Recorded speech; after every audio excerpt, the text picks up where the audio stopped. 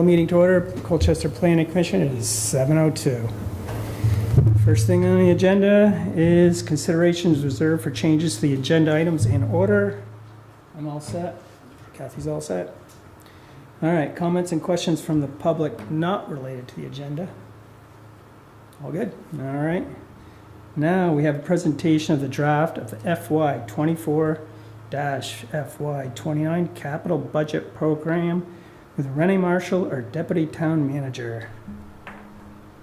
All right, thank you. Welcome. Thank you. Pleasure to be here.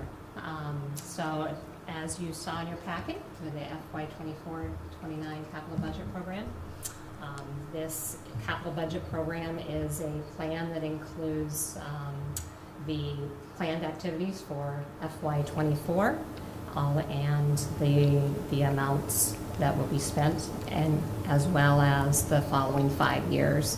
So this tool is really important in that it helps plan for expenditures, but it also eliminates the need to have those financing costs that we would need to if we were having to take loans out each time we needed to do these large projects.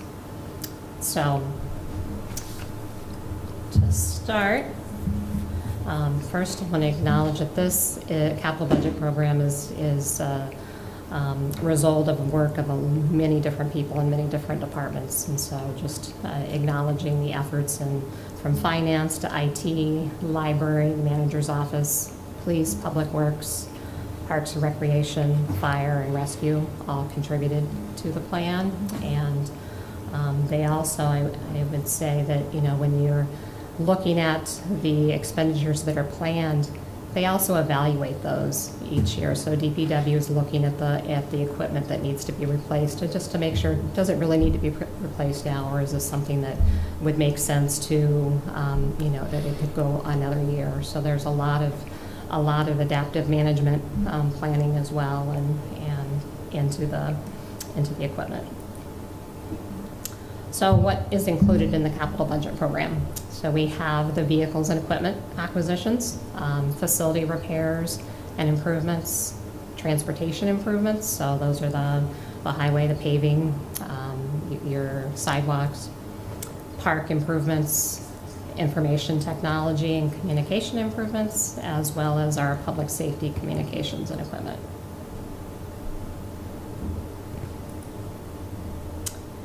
And so each of the plans that are included in the capital budget program are funded in a different manner. As you can see on this page, the majority of the plans have a fixed rate on the tax rate or a set reserve amount per year. The fire department capital plan, you'll see that one is from the municipal services budget, so it has a set amount that's expected for the FY24 program funds. Capital equipment facilities plan, capital transportation plan, and the park capital plan all have a fixed rate. And the others, the bridge fund actually was used in this last year, so that one is expired. And then the technology fund, communications fund, and public safety all have a set reserve.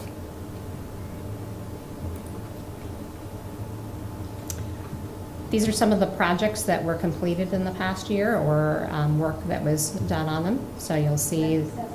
Sure. Can I ask a question? When you say fixed rate, what is that like it's already in the base budget? Yeah, so that's on the tax rate. When your tax rate is calculated, that is added into it. So the capital equipment facilities plan has a certain amount on that tax rate, and so your tax rate is established based on including that, as well as the municipal services budget. With inflation, is there a percentage? No, that's a set rate on the tax rate. So it's whatever the tax rate. Yeah, it's yeah. Okay, thank you. You're welcome. Tennis and shuffleboard courts, they were resurfaced at Bayside Park. There was repaving, so there was a schedule of repaving that occurred on the town roads, and you'll also notice that our library parking lot was repaved. A new tandem dump truck for plowing and hauling materials in DPW. And in the rescue, there was a garage drain and oil separator that was work that was done. And then there's continued work on the West Lake Shore, Prim Road, and Bayside intersection design. So for the FY24 proposed annual budget includes $3,721,863 in planned capital improvements. And this pie chart is sort of a breakdown of what that looks like. And if you notice in the upper right-hand corner, state and federal grants. So of that $3,721,000, there's $1,890,000 in state and federal grants that were required. And our staff has been very diligent in seeking grant funding to help offset any impact to the taxes.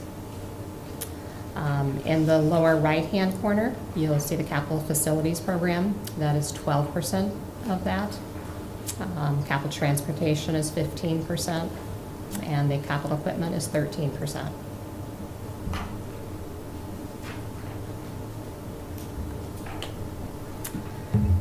And this is just a sneak peek of some of the expected projects that are planned for FY24.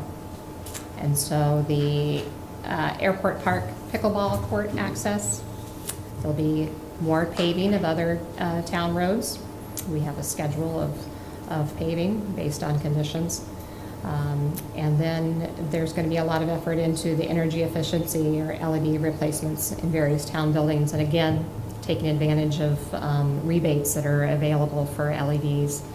And so we had a certain amount planned for certain buildings, but because of the rebates that are available, we're making use of those. And we're actually, we're going to be replacing about just under, like around 97,000, and 68,000 will be saved from those rebates. So it's a considerable amount.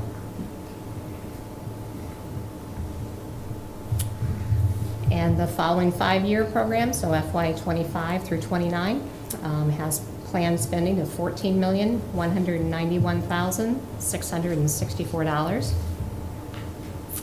And this pie chart shows that. And again, if you look in the upper left-hand corner, 47% of that is going to come from state and federal grants anticipated.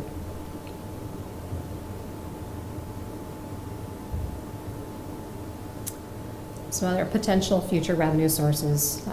We have our local option tax that was approved by voters in October of 2015. And as of December 31st, 2022, so you just just captured a moment in time, there was over 8 million, and that grows by over 2 million each year. The lot funds are restricted to voter-approved capital projects.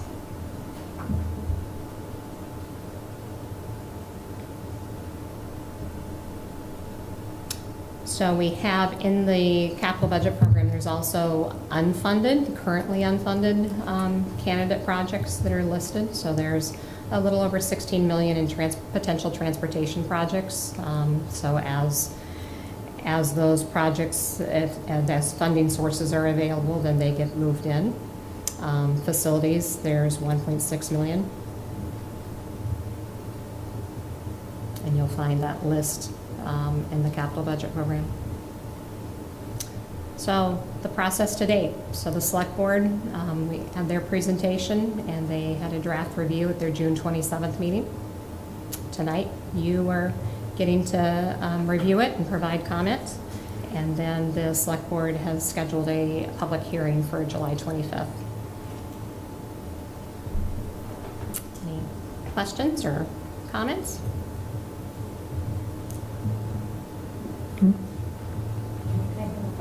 Yeah, absolutely. I know you find that No, shocking. jump right in. Yeah, I know, right? So,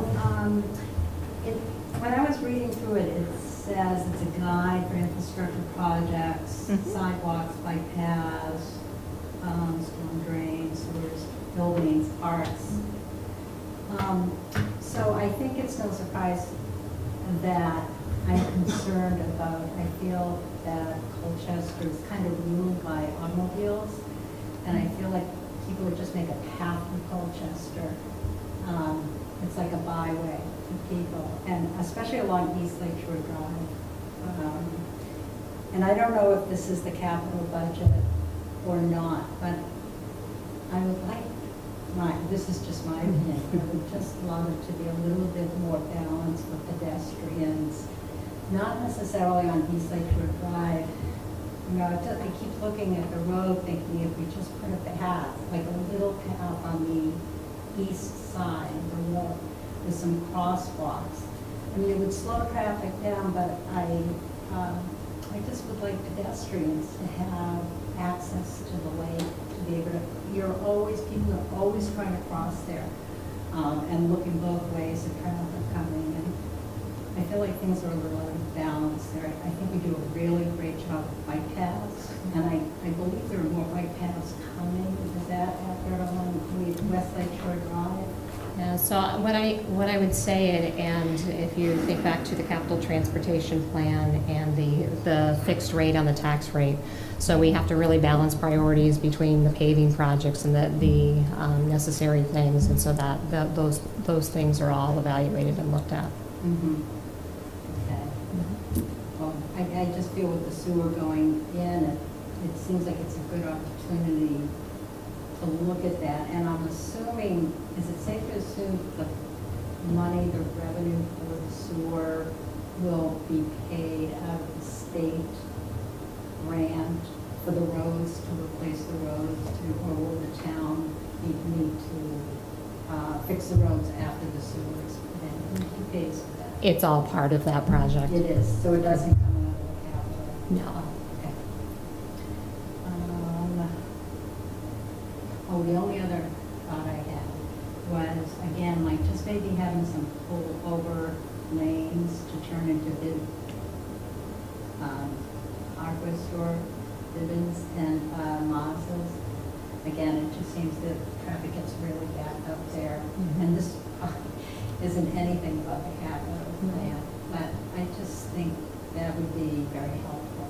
You know, if there was a way people could pull into a separate lane to make a left-hand turn there. That's it. All right. Yeah. Thank you. Yeah. Thank you. Anything on that? No. Wendy? I don't have any questions. No. I absolutely excited about the capital budget program. I think it's one of the better things we have in the town by far. And like you said, we balance everything. Not everything gets done at once. Right. But the monies as they come in were spent properly. Everybody, and it kind of spreads it all over town too. I like that idea a lot. Absolutely. And there's always sidewalks in place Right. somewheres. It's always So- a balancing of priorities Yeah. and needs. Yeah, I think it's a great asset to the town. So if we don't have any other questions, would we like a motion tonight for? Yes. Yes. I believe there is a motion. Yeah. Draft motion for you and then Yeah. Yes, at the bottom of your memo. Yeah, I was trying Bottom of to, the memo, huh? yeah. Okay, hold on a sec, let's get to it.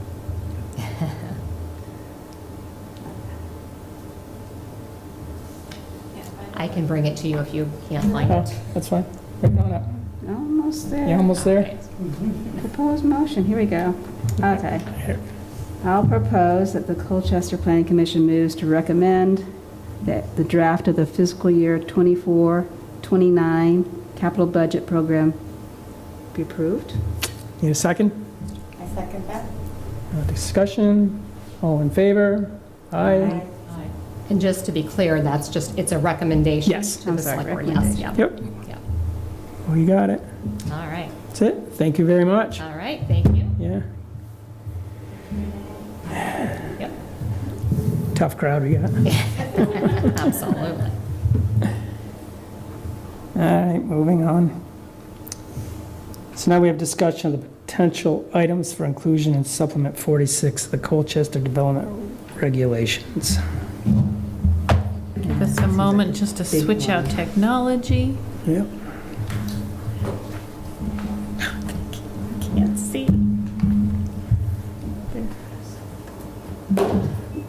Never reading.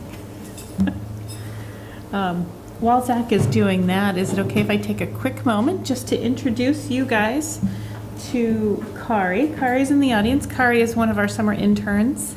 from UVM through the Rubenstein School. We do every summer. I think last year you met Jake. He gave a presentation to you about we were doing the visual preference survey on East Lake Shore Drive. Yep. Flashback a whole year. And this year we're very lucky to have 2 interns with us, another Jake and Kari. So Kari's here to learn a little bit more about the Planning Commission. And, Welcome. so, All right. Thank you. am I plugging in? I'm plugging in. In the slide? Yep. All right, hang on. We'll get you.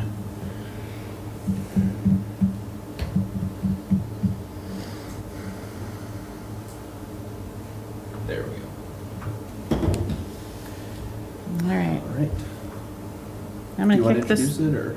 I'm going to kick this over to Zach. The only thing I want to say here is that I know we've had a lot of talk this spring and going into, well, the winter into the spring as we started the calendar year about, all right, what are we working on this year? And we had a list, and the summer was going to be the summer of form-based codes. But we do have to take a little detour. And I had this other list for you of like all the things that'll be S46. They're still all the things, but they'll probably be S47 because, as with, wastewater, when we have those changes, there are some potential required changes to our regulations that come from some state legislation, S100, that Zach's going to tell you a little bit more about in detail. But for context, there are some actions, there are some pieces of the legislation that don't affect us or we're already in compliance with, but there are some that will require actual changes to our development regulations. And so I think that will probably make up the bulk of S46. There may be some tiny small things because it'll make S47 shorter that I've brought to you guys before. We've talked about just some minor fixes in our regulations, things that are not huge policy changes, not huge bits of regulation to read, but where adding a definition or changing a few words can really make a big difference. So there might be a few of those as part of S46, but the bulk, I think, of S46 is going to be what Zach's going to talk to you guys about tonight. So, context. I don't necessarily have a timeline for you yet. I think tonight is the introduction. We're going to tell you what they are. These are all in effect as of, most of them are in effect as of July 1st. That date has passed. Nobody can pass a regulation that quickly, but as long as we are doing our best to reach compliance or work towards it, I think we're where we need to be. We'll probably bring you actual text by your August meeting, and then August or September. And then we'll consider warning a public hearing.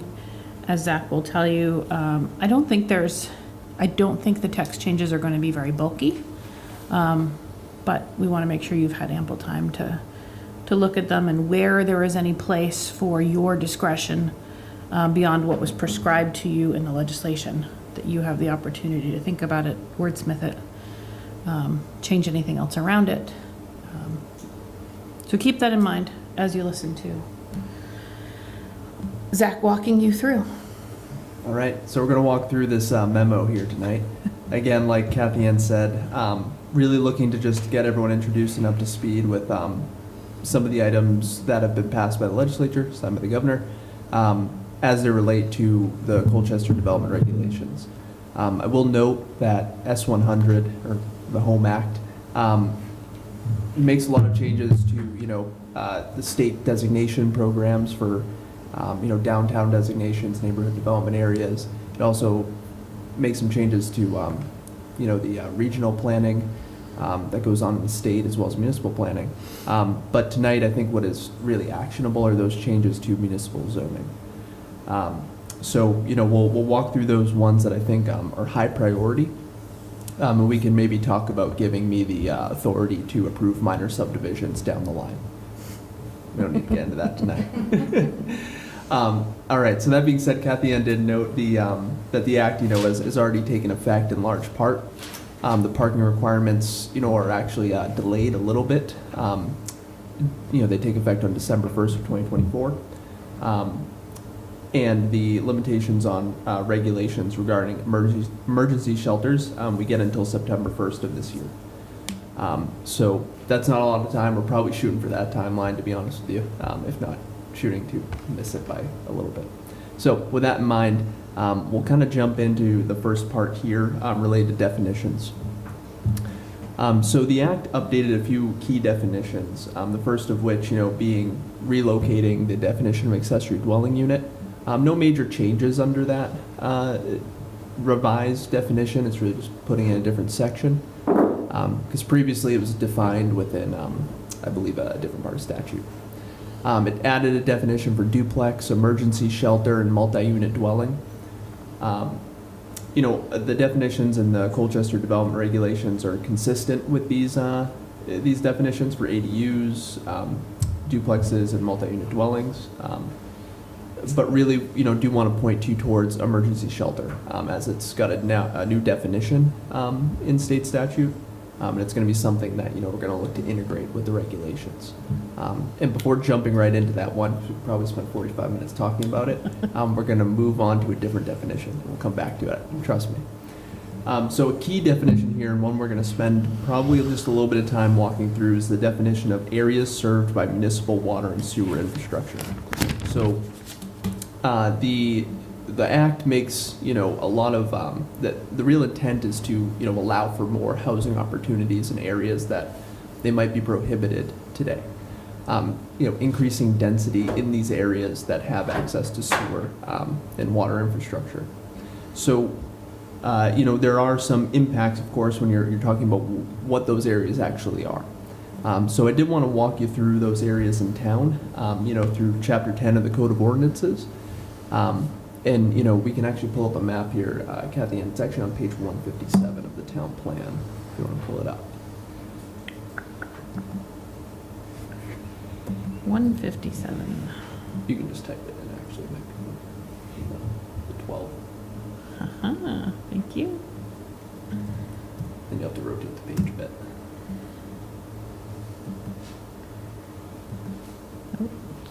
Over-rotated. You got to go all the way around.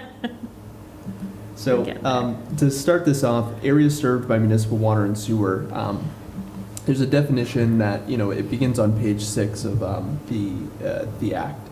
But I'll kind of walk you through that. There are some overall exemptions to that definition, and we'll kind of walk through each one of these here. Generally, I'll summarize it as it's going to be areas that are planned for growth, and they're planned for residential growth. And that's a very, very brief summary. It's about a page-long definition with exemptions about what does not actually meet that definition. So walking you through this here, right off the bat here, exit 16, I'm sure you know where that is, does not allow residential development. It's our business zoning district as well as our commercial districts. Residential development is not allowed there currently, despite people coming to the Planning Commission and asking for it to be. So it does not meet this definition, and would not, the benefits of those areas in statute, it would not apply to this district. That being said, let's go to the next one here. The Chapter 10 identifies the village. The village system serves the Breezy Acres Mobile Home Park, as well as the Hillcrest Mobile Home Park, although I don't believe they're connected to it yet. But that's the area that it, has been identified to, serve the village. There is an exemption in that definition of areas served by sewer and water that doesn't apply to mobile home parks where, the purpose is really to serve the residents that are there, not to necessarily grow that area.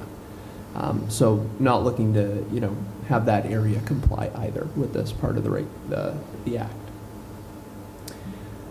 There is a section in in Chapter 10 dedicated to Exit 17, which I understand has been, kind of a next step beyond Severance Corners, perhaps. But that being said, there's no sewer infrastructure in the ground. The Select Board hasn't taken or the voters haven't approved even, a system in that area. So at that time, if there's no infrastructure in the ground, no capacity really up there, it's not going to be an area where the town would have to allow for more growth at this time. And then I do want to pause for a minute here because we are going to get into, actually we'll go down to the other two ones here, Brookside and College Parkway. So starting with College Parkway, it's the area down on Route 15, serving Camp Johnson, 40th and Allen. That area really, I spoke with the Department of Public Works ahead of writing this memo and sought to understand if there's capacity in that area because it does allow for residential growth. That being said, the capacity that's left there is extremely minimal. It's drops in the bucket. And really any additional capacity is going to be served through the town of Essex. So with that understanding, there's sort of a service agreement that probably needs to be worked out in the future to allow growth in that area. So it's not something that would, really meet this definition. Similarly, Brookside is a half of a neighborhood that's accessed by Winooski. It's a split development. And that area is really specific. The capacity that's identified in Chapter 10 is specific to that neighborhood managed by, Champlain Housing Trust. So, not really an area for growth, and it doesn't really meet that definition down there. The last one we'll kind of get to is the Mallets Bay system. Because the Mallets Bay system does serve, it's not on the ground yet, but it has been, of course, approved and is definitely underway for planning purposes and soon to be installation. This is really that area that, you all have worked very hard on, the zoning for that district, understanding that residential is generally allowed in the LS 1, 2, 3, and 4 districts, although it's conditional, I believe, in LS 1. Perhaps LS2, I haven't checked the table recently. That being said, looking at residential in these districts, you might read through this and think that, this is an area for growth for the town, but there is an exemption, and we can pull it up. It's, do you have the act open? I do, You somewhere. can pull up page 6 of it. There's language that excludes areas, where there's That's not it. shoreland areas, first of all, which, your LS 1 and 3 districts are really going to be encumbered by. But also, the real driving purpose of the Mallets Bay sewer project, right, is to address these failing septic systems in close proximity to the lake with really no room to, put in new systems that are, going to actually address any pollution in that area. So there is a carve out for areas where, there's a public health hazard. It's on page 6. I do want to point out that this act is 76 pages. So thank you, Zach, for helping to walk us through this. We have spent a lot of time processing everything that is in here before adoption. A lot of planners weighed in during and after. I think that's a continuing process because there are some gray areas that are still being sort of sorted out at levels higher than us. But this is a very long act, so thus the bulk of your agenda tonight. All right, page 6. It's actually page 7. Okay. Not that I lied. It does start on page 6. Which one am I looking for? We're looking at, I believe, This one, we're talking about Mallets Bay, right? so Is it probably starts this one? with, Areas with identified service limits? nope, so it starts with 2 there, which is going to be where these residential connections are available, but may exclude, and then if you go down, I believe it's 3 under that one, so Okay. so it's going to be areas served by sewer and water to address an identified community scale public health hazard or environmental hazard. So from what I understand of, this work that started actually long before me being here with the town, that was really a primary goal of the Mallets Bay sewer. And the capacity that's been identified for that system, I understand, reflects the built scale that's out there. It's really not, envisioning, a second growth center out on the lake. probably, satisfying some fears that I know the community had. So I know this is very, very preliminary, but so what the state has passed, it's already rules, and what we have, just so I understand what we're talking about here, we already have our rules, we promised everybody we're not having growth down there. Are we looking for an exemption from what the state says? Is that what you're saying? I'm losing it a little bit here. Because the state says we have to grow, but we're showing an example of why we're not going to put 700 new units down in the bay, correct? Yeah, so the state, and the reason why I'm starting with the definition is Yeah. that the definition leads into, certain density allowances. So they Okay. say, hey, if you're allowing 2 units per acre out in Lakeshore 4, you now have to allow 5 units per acre because it's an area served by municipal sewer and water. Right. But they have clarified through the definition of areas served by municipal sewer and water what they actually mean by those areas. And they're saying that the state's saying that excludes areas where you have a sewer line in the ground, you have a water line in the ground, Okay. but you put it there to address a public health hazard. You didn't put it there to encourage growth. Okay. So does that answer your Yeah, question? absolutely. Okay. And we feel very confident in asserting these exemptions, the ones that we're talking about. Okay. Because I think the language is very plain and clear in this. And we believe that the intentions and the capacity limits that Zach has started to identify, both at the fort, at 15, with the Essex, those areas served by the town of Essex, and in Mallett's Bay, that we meet, that those don't fall in the legislation's definition of areas served by sewer and water. Okay. And so that's good because so much of the language says you must do, we'll get into it, all of these things in areas served by water and sewer. So we want to make sure that you understand as we start to talk about all of those things, that we are talking about very specific areas in town, and that your brain is not going to, oh boy, there's going to be water and sewer on East Lake Shore, or there's water and sewer at St. Mike's, or what about Breezy Acres, what's going to happen up there? That as we talk about these things, really we are talking about a very limited part of town right now. And I think it also maybe informs some of the discussion, as Zach pointed out, that you had about Exit 16, where your current, and the town plan's current direction is that is not an area for residential growth.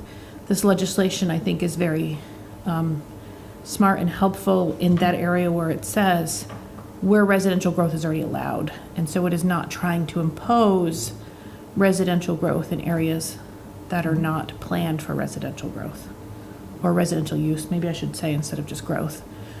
If you have use, it wants you to have growth, Right. but it doesn't want you to have it where it's not at all planned for, to create something where it's not. So the sum of that is that almost everything we're going to be talking about is in Severance Corners, our growth Right. center. our growth center. So if things change in the future, like we change the zoning for a certain area and it changes and now all of a sudden it meets that definition, does that mean going forward, you'd have to make sure that that's falling under the, Specifically, Exit 16 falls under that, as well as, Exit 17, should that be a potential in the future.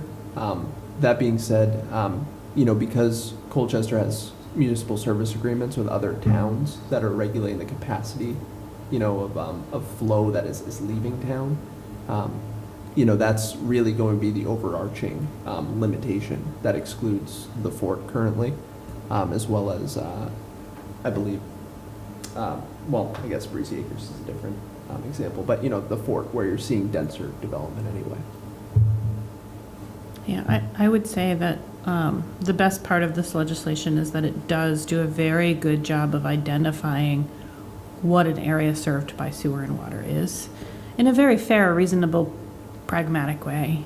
But yes, as you've said, if there was a zoning change there, we would, part of considering that would be to consider the impacts on not just is it allowed, but what does it mean once it is? So, thank you. Continue on. I just have one question. Oh, yep, go ahead. Kathy, when you and I were meeting on S100, Uh-huh. you taught me about if a legislation said, you know, if you have sewer and water, this growth needs to happen, and I hadn't thought about this, about capacity, like either South Burlington's or the Pike's capacity when the planning went in. So is that an exemption as well, if the capacity, when the number of units were planned, does not have the capacity to add any more development? Yeah, I think it, did you sound like you have an answer for that real quick? Sorry, I moved, I guess, a little too quick. I believe it's at the top of the page. Yeah, it is in here. It is, okay. It's, when you're looking at, identified capacity constraints, I think, Yeah, if you can't get the effluent through the tube, Yeah. it's going to be considered a constraint, whether it's hydraulic or incapacity. yeah. I think that, for better or worse, or somewhere in between, this is meant to address the people that, the communities, the areas within communities that have the capacity, but for a variety of reasons have said, we want limited or low density growth here. And those are those areas that will be seeing the most impact. But again, I think the legislation in this part for this definition is very well written. And I wouldn't change it at all. Yeah. Because I did take what you told me, and I went and met with the right. Yeah, I think they hadn't You know, finalized this. And I said, you need to put something in about the capacity.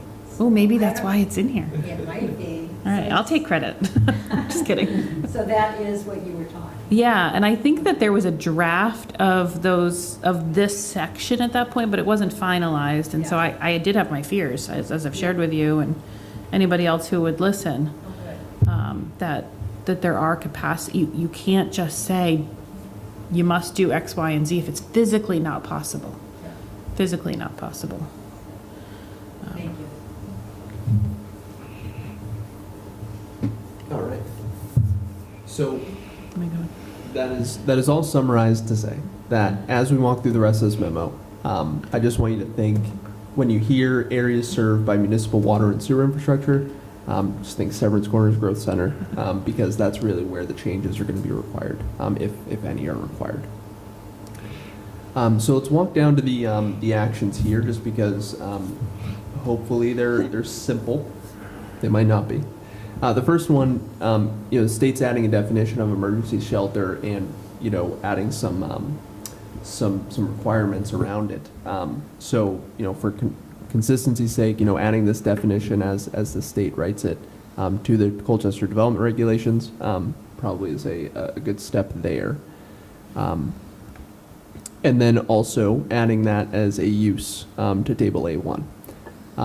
Now, considering that really the guardrails that the state has put up are that, if you're regulating hours of operation or season of operation for this,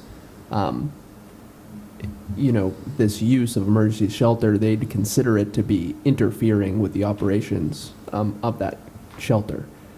So, taking a look at this from a how these are going to be permitted, really thinking that emergency shelters should really be permitted or prohibited in certain districts, and the reason for that is conditional use allows the board to impose limitations on hours of operation or season of operation. So to avoid muddying those waters, I'd suggest at least that we consider not making a conditional use. So just a recommendation. Of course, you'll get to see text, you get to see how it's integrated, and we'll have a discussion about those zoning districts down the line. But did just want to flag those for you. Okay, I'm gonna stop you. Sorry. I know we're right at the very beginning, so supplement 46, we're gonna go through for this emergency. Every single zone, decide whether we want. Now, is the state, I want fine tuning, sorry. I know the fine tuning of it. Now, is the state saying where we can and can't do this? Are we gonna have a little leeway? We decide we don't want it here or there? So I just pulled up specific to emergency shelters, the text that's there. And a lot of this legislation is very prescriptive. It says you have to. There, as I said, there's probably very little for us to sort of talk about that they've left some openings about. But Zach, do you want to talk more about what's required for emergency shelters? Am I in the right area here? I mean, I if think you don't so. want to get into the details right now, that's fine. And, I mean, we're on it, and I think Okay. we might as well address this item. All I right. think this section's best reviewed if you scroll up to 1, just so we can read how it rolls into limitations. So really, there's certain uses in town that you can really only regulate with respect to certain criteria: location, size, height, bulk, all of these items here. I'm going to interrupt you just for a sec, Zach. Just so, this legislation is a lot like we do ours. Where you see text that has no underlines or strike-throughs, that is existing legislation. It's nothing new. What's changed, just like we do, underlined, new, crossed out, removed. Yes. Sorry. Okay. Except we don't get the actual red lines on it, so. It's no red. They don't use But it color. is red lines. Style. So really, I would summarize this as saying you can regulate it through site plan review to the extent that you're not going to interfere with the actual use. So just keeping that in mind, this has been added to that list. So you already see that now with churches, schools, hospitals, waste management facilities. And as Zach said, you can limit, for example, the height. You can say it has to be set back a certain distance. You can talk about circulation and parking spaces, but you can't say not allowed.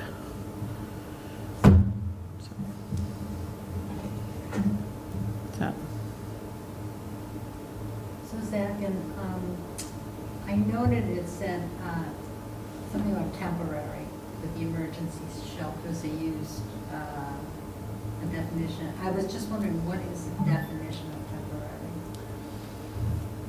Ooh, If so you that, know that. I- That really stuck out to me, what do you mean by that? Is that 2 weeks, is it what does that mean? it's a great question. It's not one that I have an immediate answer to, Yeah. because I didn't write the definition. It comes from state statute Yeah. where they define And I it. should know that, And- but it was a long bill through, so, but that really kind of, I think it'd be helpful to know what the definition is of temporary. Yeah, I think we probably wouldn't apply our definition of temporary as defined in the development regulations of 10 days or less to this, just because I think that would, I just have a hunch that that's not in line with what their, how the programs probably work. But it can definitely be something that we look into as part of integrating this into, some text for you. Yeah, we'll come back with that at your next meeting. Yep, thank you.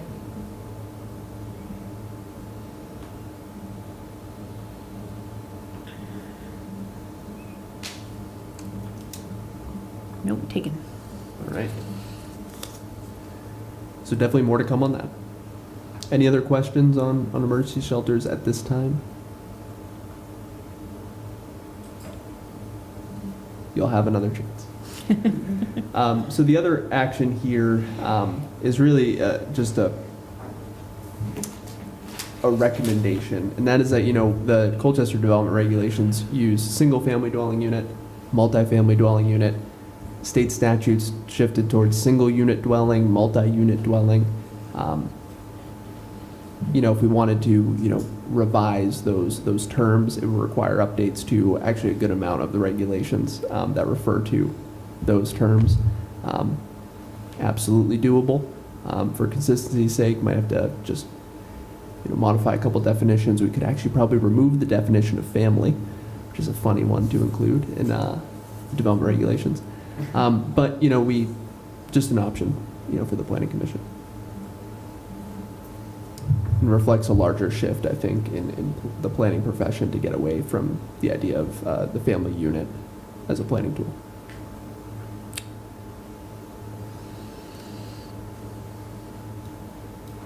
All right, so moving on, oh, any questions? Okay. So moving on to the next update here, there's a requirement to allow duplexes anywhere single-family dwelling units are allowed, subject to the same or less burdensome dimensional standards than in areas served by municipal water and sewer. You know, the municipality must allow multi-unit dwellings with 3 or 4 units to be permitted uses. So right off the bat, just kind of addressing the first one there, looking at multi-unit dwellings in areas served by municipal water and sewer. Severance corners, that is already generally a permitted use. You know, a little bit based on street type, but just want to clarify that right off the bat. And then taking a look at allowing duplexes wherever single-family dwelling units are allowed. Generally, they are already. Now, subject to the same or less burdensome dimensional standards. Luckily, Table A1 is really based on regulating by the dwelling unit, which means that density on lots is going to be the same, which is great. But really looking at there's a few standards like frontage, for example. Most lots require 100 feet at least of frontage on a public road in order to sustain a dwelling unit. So if you proposed a duplex, we'd be looking at 200 feet of frontage, which for some lots, they might be large enough to actually fully comply with being able to sustain a duplex except for that frontage requirement. So it might be something to consider looking at when we're looking at these slightly burdensome dimensional standards that might be creating a bottleneck for creating duplexes. Okay, question then. We started out saying this new legislation has to do with areas that serve residential that have water and sewer. But this one Not would be entirely. This one would be across the board. This one is across the board, and there's actually some, there's certainly parts of the legislation that are across the board. We just wanted to make sure where it does say that you understood our interpretation of what that meant. So that first one about duplexes is indeed across the board. I'll add to the discussion that Zach has already started. There's been a lot of discussion, loose discussion, and maybe even some misinterpretations in my mind of what this means. We and every planner I know views duplex as a structure. It is the form in which 2 units take place. My reading of this, and every planner I've talked to, the reading of this, is that this is not an increase in density, just to be clear. This is saying that anywhere that you allow a single-family home, you must also allow where the density is met, where all other things are met, that unit to be allowed. So if you have half-acre zoning, for example, and you have 10 acres, you cannot say that only single-family units are allowed on those 10 acres. That does not increase your density to say that, again, half-acre zoning, 10 acres, 20 units, that now becomes 40. It just says that the form in which they take place can be single-family or duplex units. And as Zach was saying, the way the language is written is that you can't make it more burdensome to create a duplex unit. You can't say all duplex units must have 5,000, we allow them. It's just impossible to actually get them. And our first reading of our own regulations is that this is an area that would need some slight modifications because it is more burdensome, slightly, to build a duplex in some areas per our regulations than a single-family home. We can still absolutely regulate all of the dimensional standards of that building, but if that building can fit 2 separate units in it, we have to allow that. So what about wastewater? What if it only can, or whatever, for one family? So again, all of those other pieces that would normally be at play are still at play. If the wastewater doesn't, even if the density says you can have 20, if your wastewater says you can have 3, you can only have 3. But you can have those 3 in a duplex in a single family, per the state legislation. We can't require that those 3 must be in detached units. And again, just about everywhere duplexes are allowed, even on Lakeshore 3, which we talked about at length. But we believe the modification you'll have to look at is to make sure that it's not more burdensome to create that duplex. And that'll require just some fine tuning of the table A1 and A2. So we'll give you a better look at what that is soon. I don't think it's really big though. That's going to be Yeah. some fine tuning. That's a little more complicated than it sounds. I don't For think it will sure. be. You don't think so? actually. No. Because you're already talking about, we're not going to increase density, but we're going to put, in the same small unit, we're going to split it up. So we now have 4 cars instead of 2. The whole bit changes the whole look of any neighborhood you're building. If you go from duplexes, from single homes, it just does. You can't get around it. It's a physical thing. Well, I you understand the reason is because we're You building wouldn't more actually houses, increase but your it's gonna- cars. What's Just to that? be clear, so if you were going from 3 units in a 4, we'll use a square number or an even number. If you were allowed, for whatever reason, 4 units on a parcel, right? Mhm. Those 4 units, whether they're in a duplex or a single family, are still gonna require X number of parking spaces. It's just that they're in a different location. So if you have 2, if our parking requirement, which we're gonna get to later, because that's a Yeah, whole thing right. too. Yeah, If your parking requirement, just for ease of numbers, is 2 per unit, whether those 4 units exist as duplexes or not, that's still 8 cars, no matter how you're slicing out the cake. It's still 8 cars, still 2 per unit. I'll take your word on it for now, but Yeah. I say no. So, I say absolutely not. I say once you split it, we have 2 different groups of people, and everything changes. The dynamics change, the lot changes, the driveway system changes. It just does. There's no way to get around that. You have 2 separate, if we don't call them families, call them whatever you want, we have 2 separate units now. It's gonna, you still had 2 separate units. What's changing is they have a shared wall. Yeah, you can have the same lot and have 2 houses. yeah, I agree with that. What I'm cars. saying is though, we're gonna take, we have no choice anyways, but we're gonna take whether it's a single family home, and we're gonna split it. No, it says anywhere that it's allowed. It's allowed. And that is an important distinction. Yeah, It's not required, it's allowed. it's allowed. So I get if- it. I get the if- allowed part yeah. too, because every developer that comes in would much rather have 2 than 1 of anything. Well, they're not getting extra. I understand, but the physical problem is still the They're just, same. they're sharing a wall now Yeah. instead of being separate. Yeah, I get it. Whether they were 5 feet apart, 10 feet apart, 400 feet apart, they are now allowed, should a Yeah. person wish to build a duplex instead of 2 separate. Mhm. There's a little bit of cost savings from what I So I understand. think what Rich is saying, though, if you have a lot and you have a single-family home on it, that single-family home, instead of being a single-family home, can all of a sudden be a duplex. You'd have still a single building. I think that's where Rich is coming from. Correct. You're changing the dynamics. Any way you look at it, you're just physically changing the dynamics.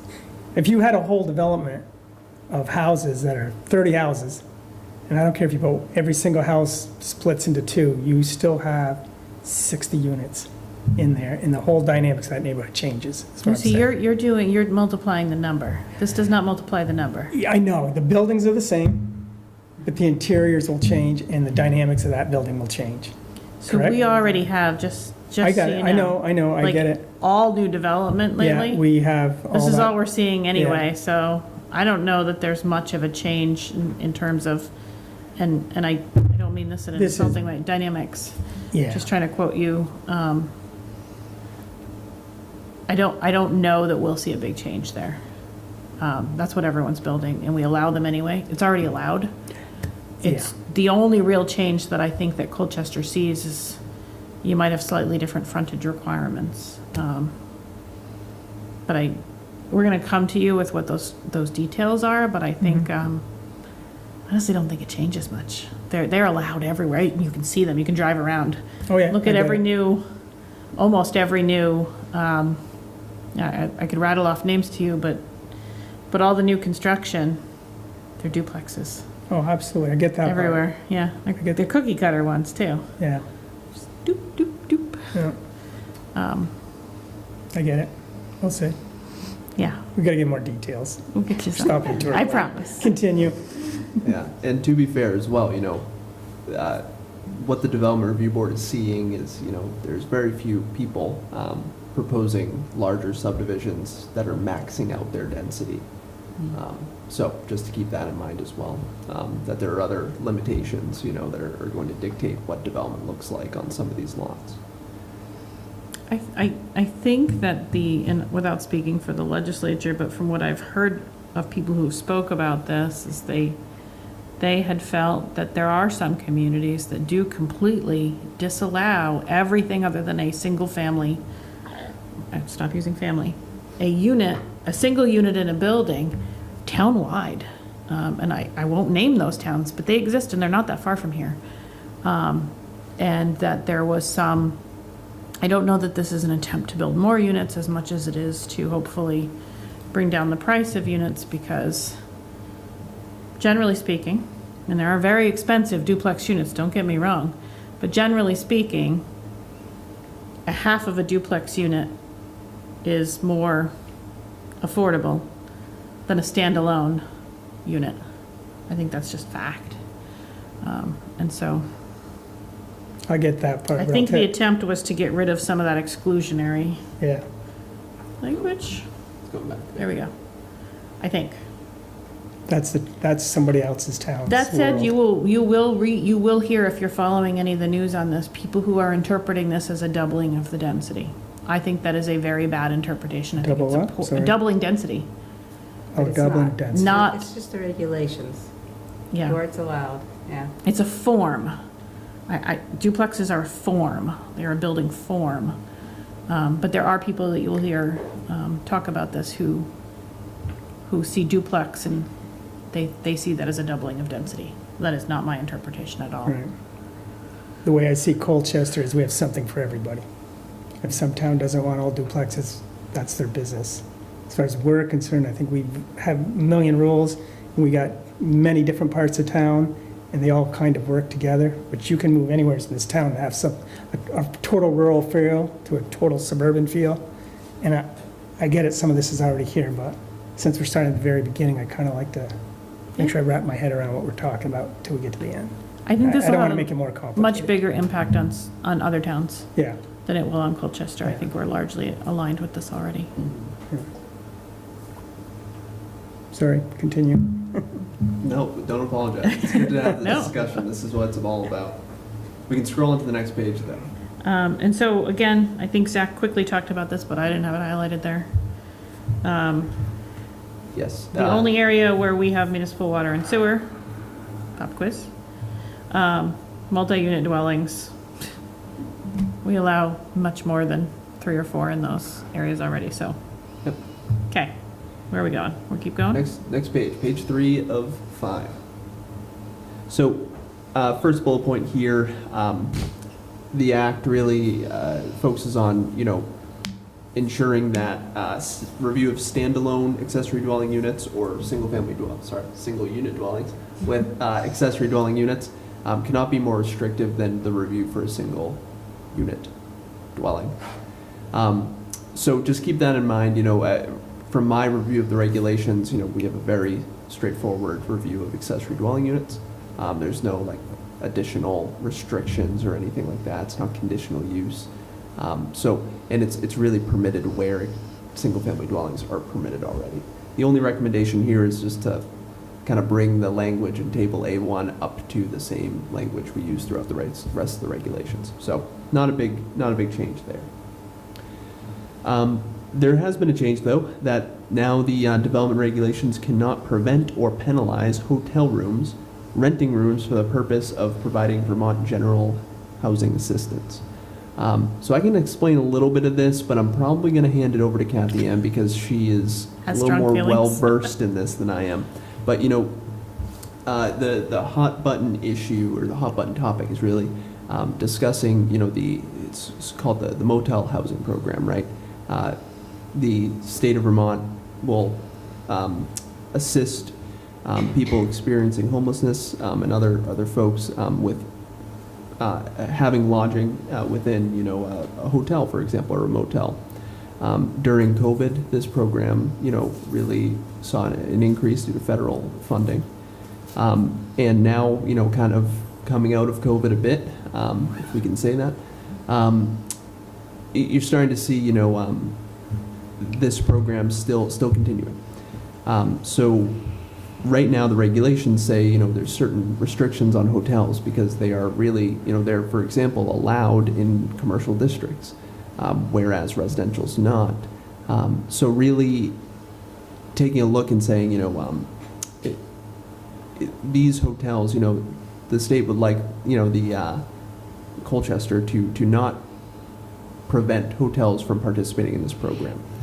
I'll hand it over to Kathy Ann at this point, just because this realistically could look like a very simple change to the development regulations, but I think it's one that you're probably going to want to spend a little bit of time discussing because it has some pretty big impacts. It definitely doesn't seem simple, I'll tell you from my perspective. Yeah. So, and I'm not even sure it's one. Just to clarify, because I don't want to misspeak, I meant it could be a sentence, Oh, okay, but got it. it has bigger impacts. So I don't want to dive and get us down this rabbit hole too long or too far, but I do want to just say that I have intentions with this one of seeking out a little bit more clarity, because, just to be clear, the town of Colchester, whether in the regulations or by policy, as far as I'm aware, has never prevented or penalized any hotels who are renting rooms, whether pre-pandemic or when that program became much more widely used. And my planner, I'm going to put my planner hat on, never really left, is to make sure that the language here doesn't force a change in the definition of a hotel. That there is a difference in renting a hotel room, a short-term hotel, which is considered less than 30 days, that's still a hotel, it's still functioning as a hotel, it is still having nightly rentals regardless of who pays for it or which population, in-state, out-of-state, experiencing homeless or not, are using those rooms as a hotel, regardless of their payment methods. My concern as a planner is to make sure that hotels, and hotel is very clearly the word used in this definition, remain hotels. And that this does not force a community from turning a hotel, again, mostly important, it has nothing to do with its population, but to do with some of the wastewater uses and some of the planned uses of an area. I'm thinking of Exit 16, where we have very specifically said, regardless of income, regardless of the user, regardless of the value of the room or the home or the building, we do not want long-term residential use. It could be a $3 million apartment with a great view of the lake on Water Tower Hill. The town, the commission has said, no residential use. But hotels are okay because we view them as a commercial use. There's turnover, there's traffic, there's people who are contributing to the economy because they are coming from other towns. It's a great impact on the tax base. Hotels are widely seen as wonderful things for a variety of reasons. So what I will be attempting to do, not through you guys, but just so you know, is to really make sure that any interpretation of this, whether by the state or by the town, is to make sure that we are talking about the impact on a hotel and not changing a hotel to a long-term permanent residential use. Again, this has nothing to do with who the users or tenants are, whether or not that rental payment is $50 a night or $5,000 a week. That the town has been very clear in its, and even recently in some requests that were before you. So the word hotel is really important to me here, to make sure that the hotel is maintained. So I don't have answers for you as to what that looks like. I believe, as Zach has already shared, that there's not much we have to do with the regulations. It just says you can't penalize it. Nothing in our regulations currently penalizes it. But there may be something that we may look again at our definition of hotel to make sure we do define different types of hotels, that we are still clear as to what we mean by a hotel. Which has Very well nothing to do with said, its I'll tell you tenant. right now. Very well said. Everybody here's nodding their head yes, so Okay. you got a whole board following your road right Okay. down. So Perfect. sorry. Nope, that's perfect. The hotels report to you, like, No, I mean, I hope it's nothing we never even have to think about. I know. But, it happens in other towns. It's already happened. It has nothing to do with the state program. There are hotels that are in commercial areas that are long-term residences. They become apartments.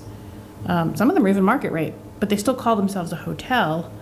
Again, even if any of our current hotels decided that they were going to become apartments, even market rate apartments, I think the town would have a serious concern with that. And so I think that the best we can do is make sure that our definition of hotel doesn't create issues with this, because we're not talking about who the users are. We're not talking about any sort of state programs, but that we are making sure that any building in an area where hotels are allowed or long-term residential is not, it's very clear. So those are my thoughts there. Sorry. Perfect. Thanks, Rita. What? So there, I believe we had someone come speak to us maybe in the fall about an office space that couldn't be rented. And like I spoke to the state economic, one of the, economic people, I said, do you think office, are people going to return to those spaces? And he said no, and I said, are you pretty certain? He goes, absolutely. So my concern is that we have possibly down at exit 16, empty office spaces that people might want to convert into maybe short-term rental units. Is that allowed, or is that a possibility? So those could be converted today if they meet the definition of hotel. And provide, I think it's permitted use, not conditional there, right? But again, just for hotel, regardless of the value or rental income from those, under our current regulations, they are not meant to be permanent living spaces.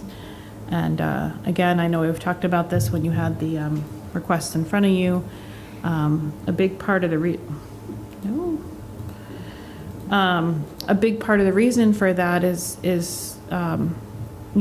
the idea of balancing our uses throughout the town, and that when you have communities that are 100% residential, or even just far tipped to the residential scale, that you lose the very real tangible tax implications that come with other types of uses. You lose the place where those jobs could be, if not now, in the future. And sometimes, if you're not careful, you just also create, if you're forced into it, incompatible uses in the same space.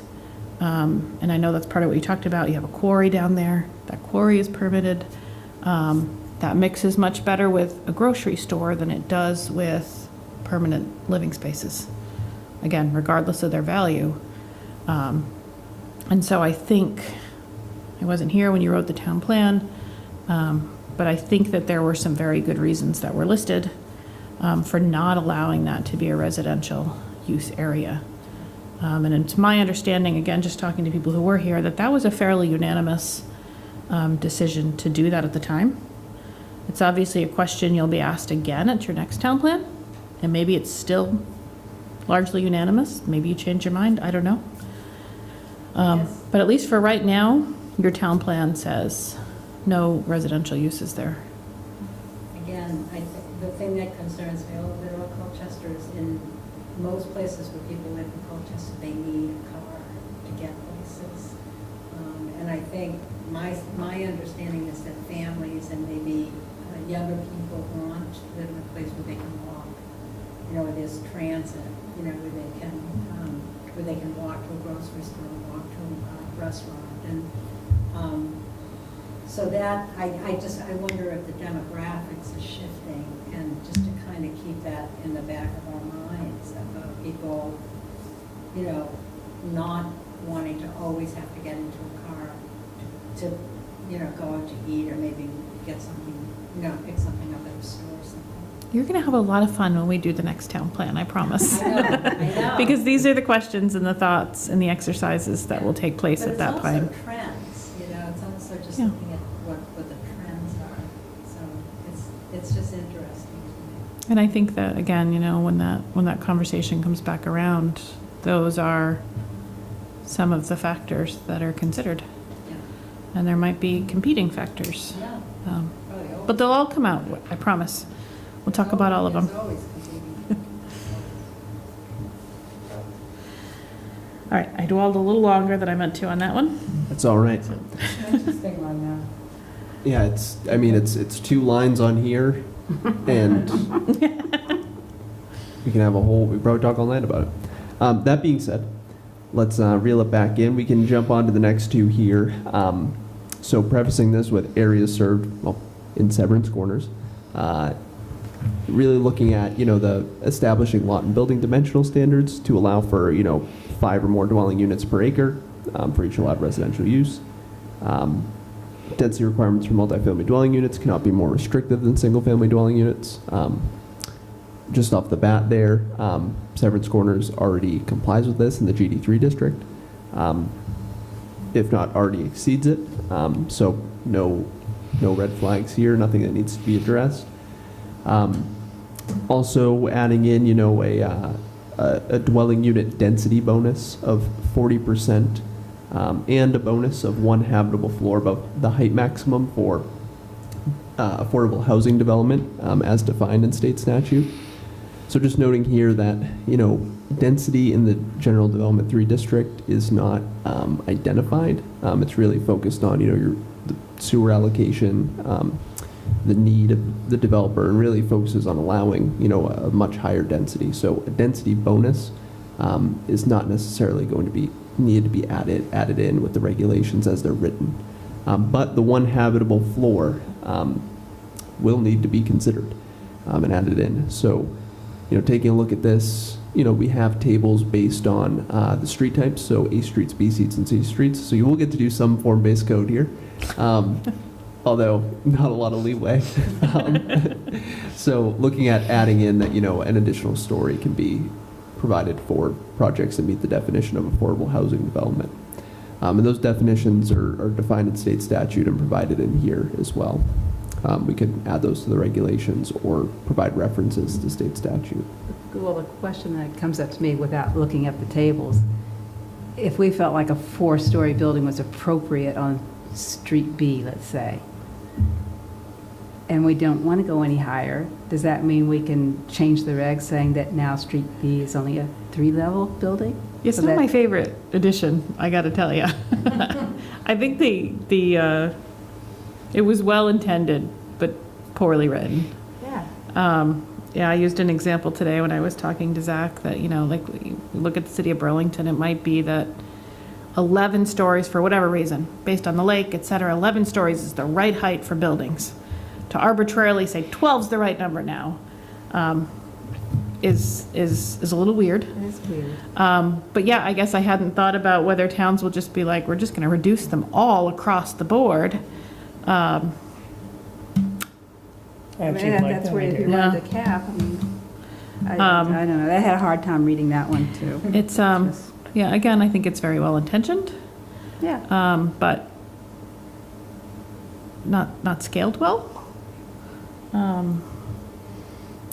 But that said, I think height and story limitations was something that I was prepared to talk to you guys about anyway when we got to the form-based code. It struck me as a little funny that we have limitations on heights in some of our buildings in the Growth Center that are lower than in other parts of our town. And I'm not talking about Water Tower Hill. The idea that you're limited to 3 stories within the Growth Center in some streets, but that we have a 4.5-story building on Prim Road seems a little weird.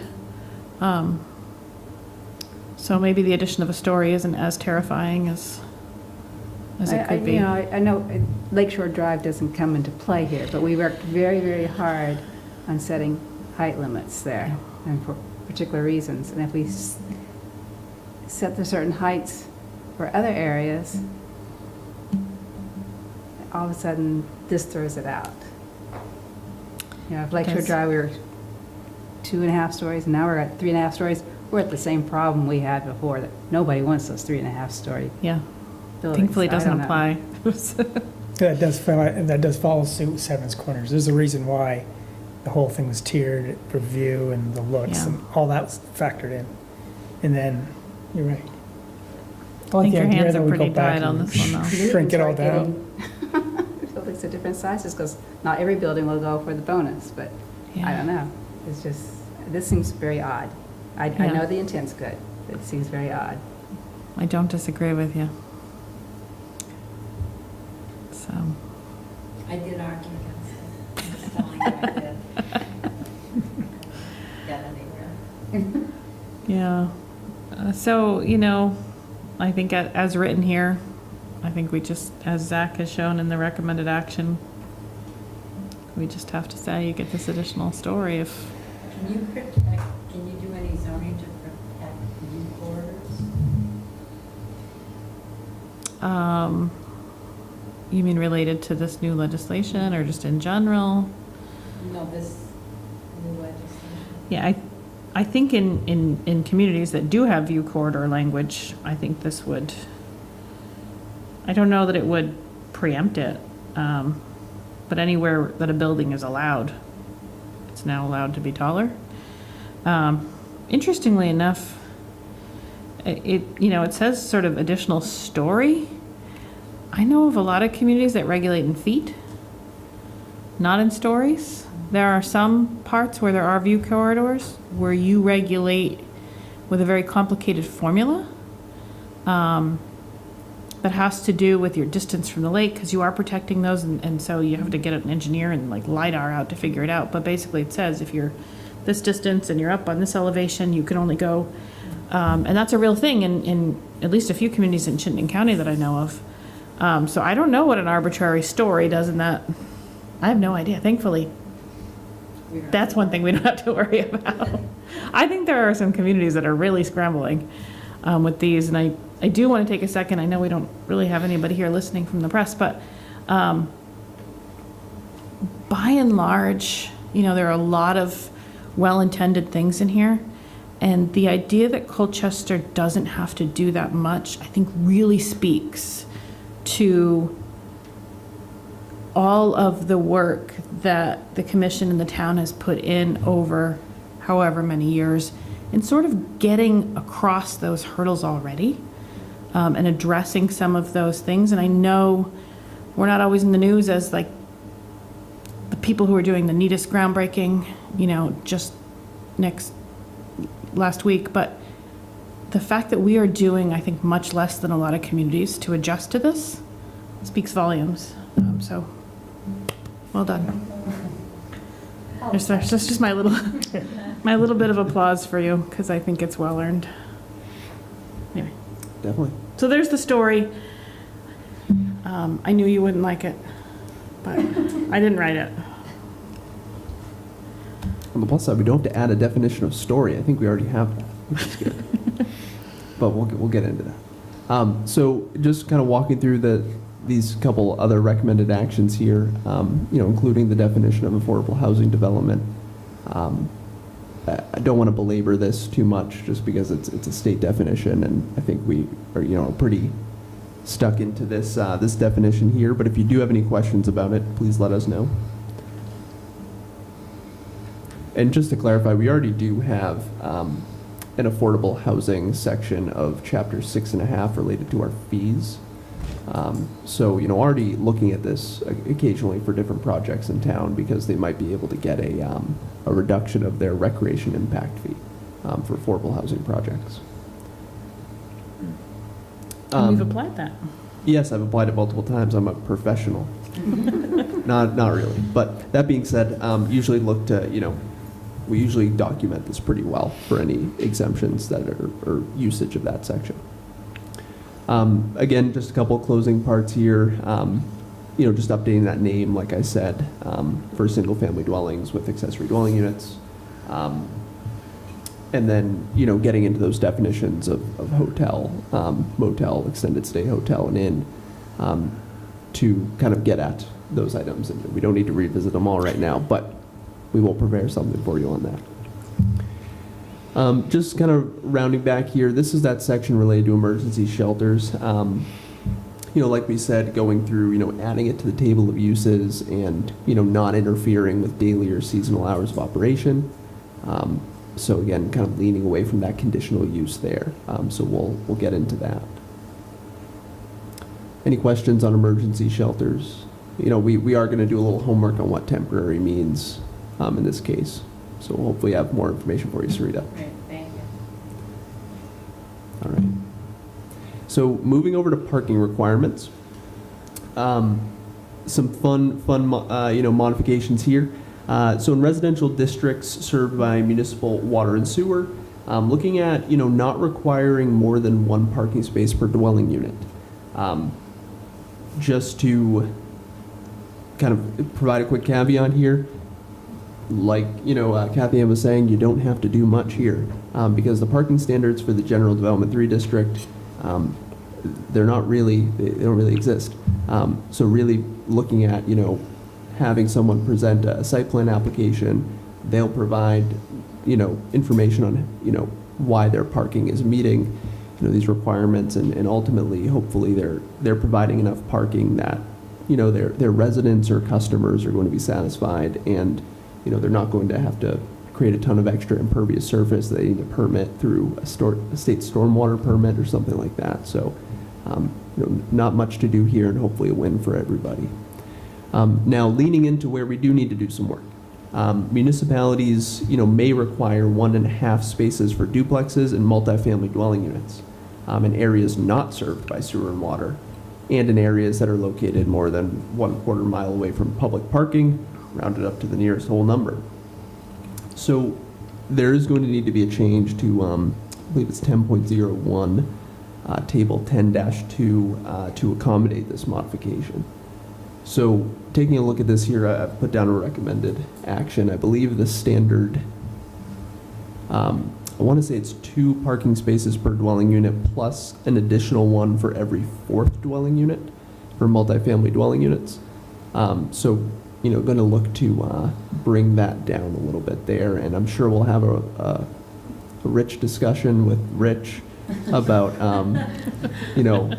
making sure that, or just understanding, I guess, what parking is going to look like. Looking at, duplex dwelling units, you're going to see 3 spaces instead of 4, for example. Yeah, but these are minimums, so you could still see 4, right? I don't believe so. I think the intent. When you read that, though, they talk about minimums. Yeah, again, not written by a planner, just to be clear. I think the intention here is that this is a maximum. It says they cannot require more than 1 parking space, but then later it says, I believe the intention here, based on all of the discussions that took place at the legislature and the change, that this was, I think, updated in the very last draft. I think there was a lot of discussion on this particular piece. The idea was, well, can duplexes have more than the 1? And the compromise was sure 1.5. I was wondering about that. What is that? 1.5. but then they say round it up to the nearest whole number. I imagine they're thinking of the 60-unit building and not, I don't know. Well, I think it creates, a situation where there's 3 parking spaces, right? If it's duplex, it's 2, so it'll end up getting to 3 no matter what. There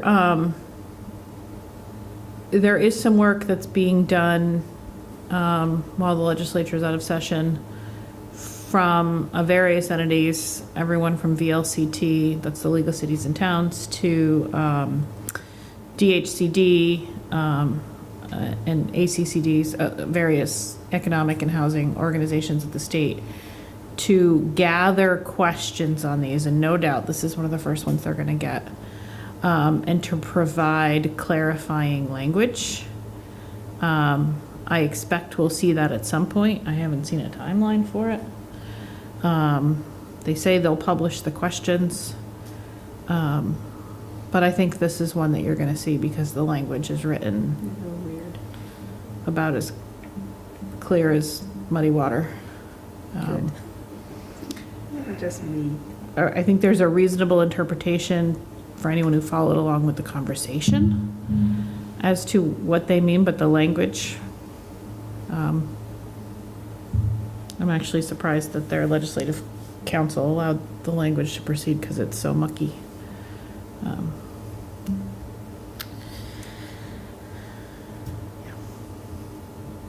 Well,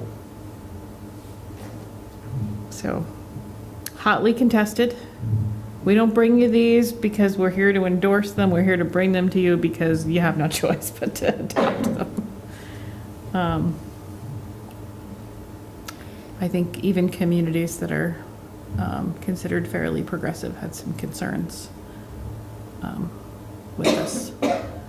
But this is what we see now. I don't know if it'll be changed. There's some potential early in the next session that there's some modifications to this once the dust settles and everyone.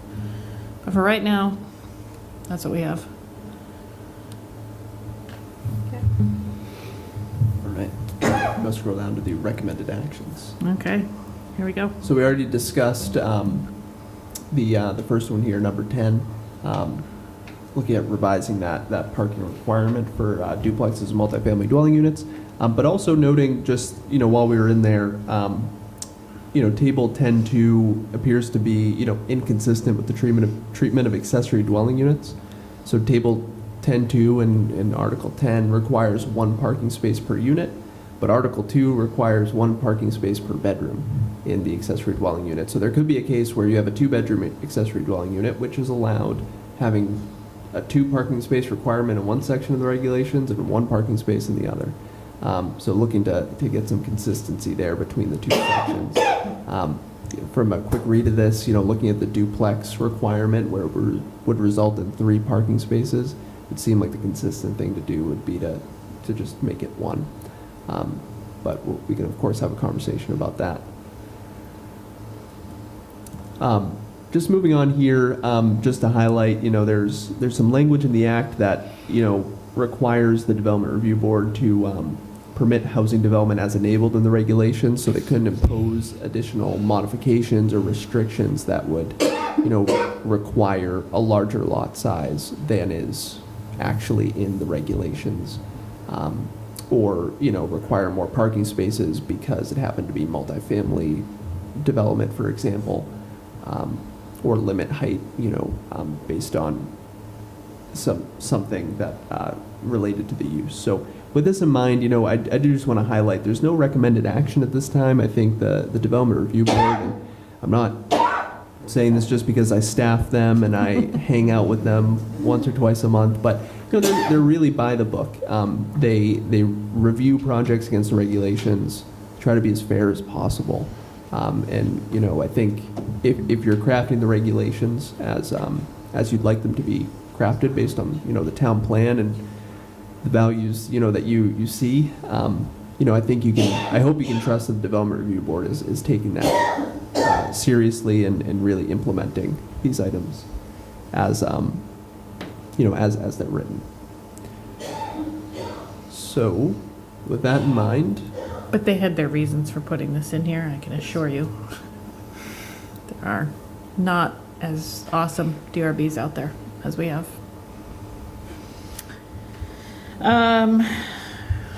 Okay, so Again, what we're trying to do, we're just trying to give you an intro to these. We are the messenger in most cases and hope not to get shot through, but we'd like to bring to you at your next meeting some text. I believe that our obligation is that we're just working towards meeting these regulations. Obviously, these cleared the legislature and was signed in June, even? Yeah. I don't think it was signed by the governor till June, and they're like, effective July 1st. Nobody, it's just legally not possible to have these be changed in your regulations by July 1st. So as long as we're working towards that, again, there's not an artificial timeline. You can't just drop it and never talk about it and hope in 2028 that you're like, well, yeah, we're getting there. But this is not meant to be anything that's rushed for you either. So,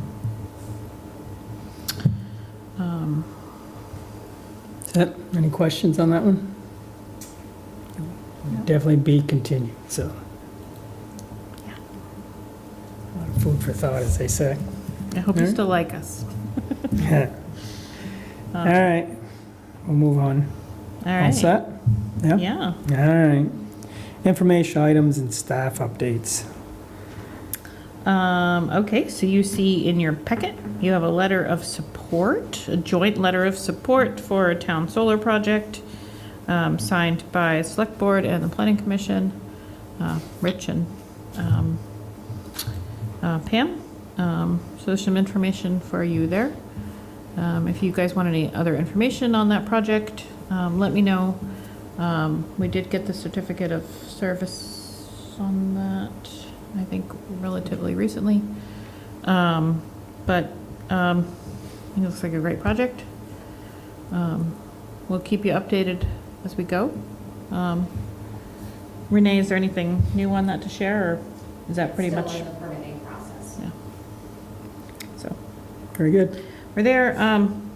There's supposed to be a monthly report for you for June.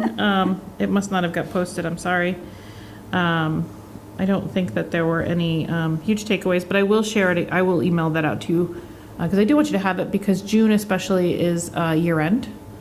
So it'll give you an idea of what our permits were, how we're tracking compared to the year prior. I do apologize that it didn't get linked here, but I will email it to you because of all months to have it, June is the best one because year end. I don't think there were any notes. No, I mean, just as a quick update, I'll give you the acoustic version. The department issued 50 Bianchi reports, which are, those letters of compliance that, happen during real estate transactions, which is double the amount that were done this time in June of last year. So definitely, great job by folks in the department on those items. And, you might notice when you do open the report that there's some pretty large numbers in the multi-purpose permit construction values, and that's because Champlain Housing Trust just started the renovations on 3 buildings in the fort.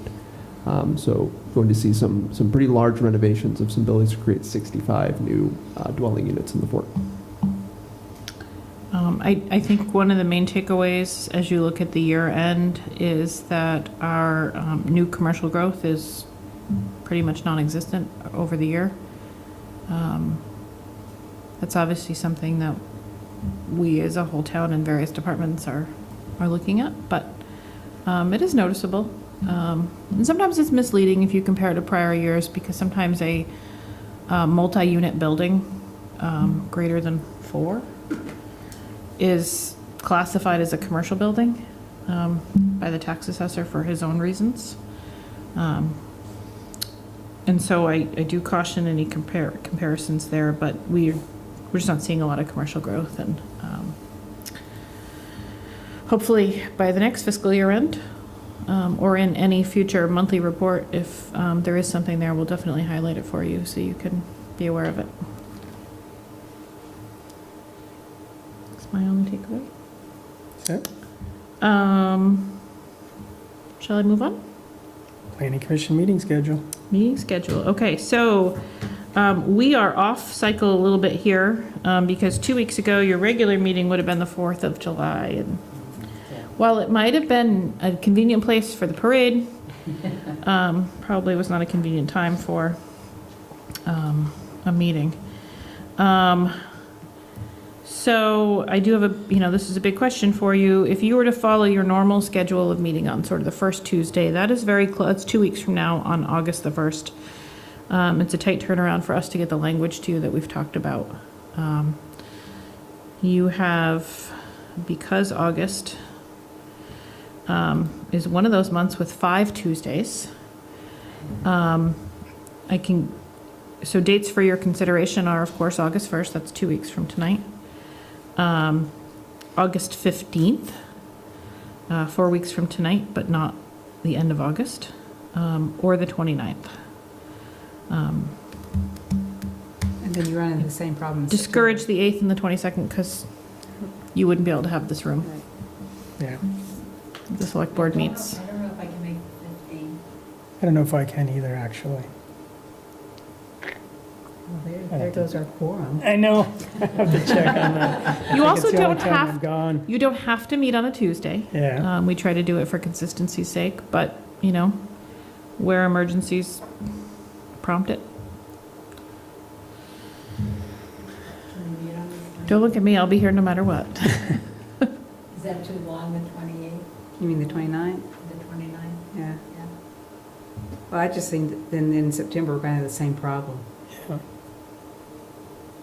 Yeah. I'll be here. I'll be here. I'll be here. Yeah, I'll definitely be here for September. But,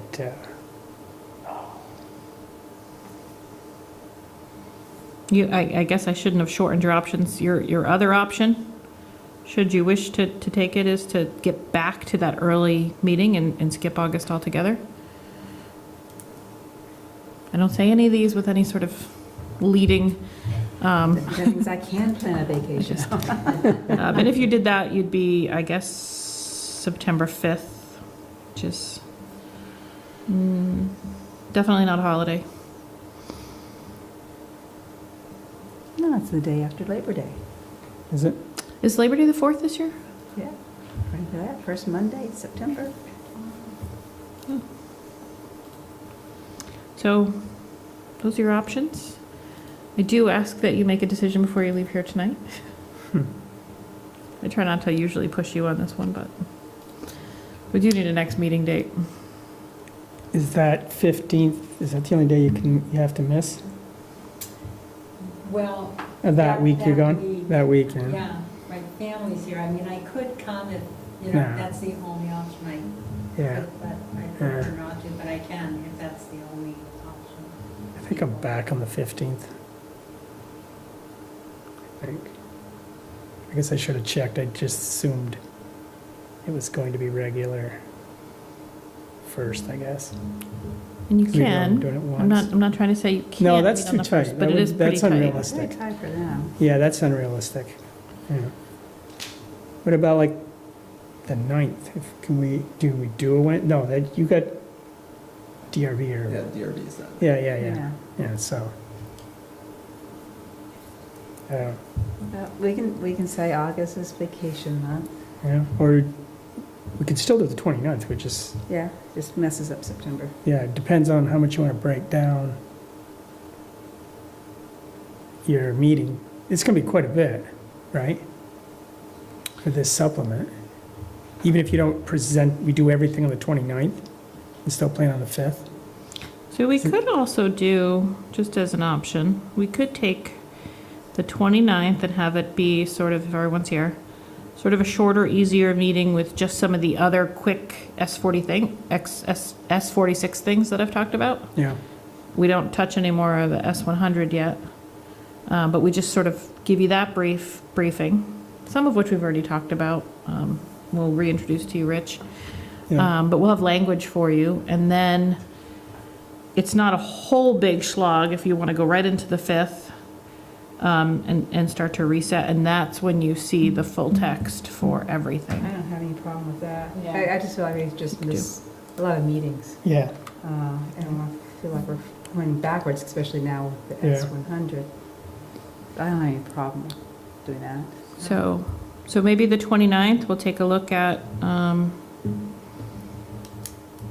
We'll take a look at some of those other minor amendments. Again, we're talking about things like, how do you regulate a flagpole? Because the questions have been asked.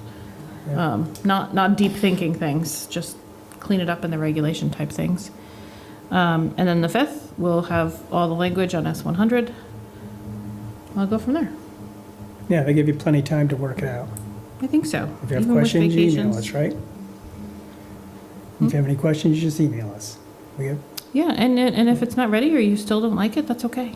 Yeah. You could just say, come back in October, Kathy Ann. all right. Does that sound like a good plan? Okay. Yeah. Any other reasons or, Zach, anything that you're aware of that I'm missing? Do you have any candidates for another member? We were just talking about that. We were trying to figure out if it had been, have you guys seen it advertised? I can't recall. I So, haven't looked, so. I have not personally heard from anyone, Not in front of us. but I will follow up on it just to see where we are and to see if we're advertising or. Okay. I'll get on that, so let's, need a motion for our minutes. Okay, I'll make a motion that we approve the minutes of June 6, 2023. All right. Discussion? All in favor? Aye. Motion passes. Now I need a motion to adjourn. I'll make a motion to adjourn the meeting tonight. I'll second that. All right. All in favor? Aye. We are adjourned. Thank you. Still gotta sign this. Gotta sign this. Pen? I don't have a pen. I don't sign it anyway.